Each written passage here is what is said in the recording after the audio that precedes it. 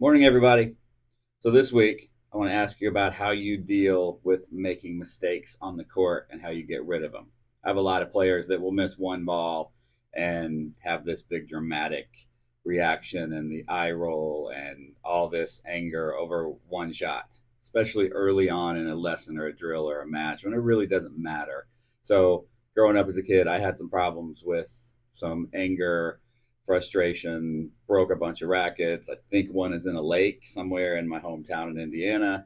But I learned, and may have been one of my coaches, that the way I got rid of things was to call the score. As soon as I called the score, it was done. I was able to move on. So if I made a mistake, immediately I was the first one on the court to call the score, even if I wasn't serving. That was my way. Because in pro tennis, I remember watching the pros when someone was arguing with an umpire. As soon as the umpire called the score, that argument is over because you cannot go back. So I'm curious, what do you all do?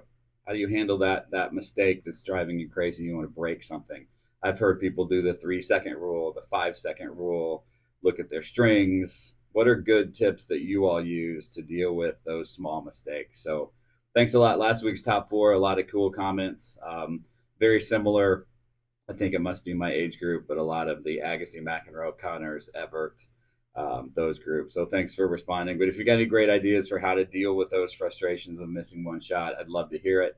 And as usual, I'll talk about it a bit on my next podcast coming up. Thanks, everybody. Have a great day on the courts. See ya.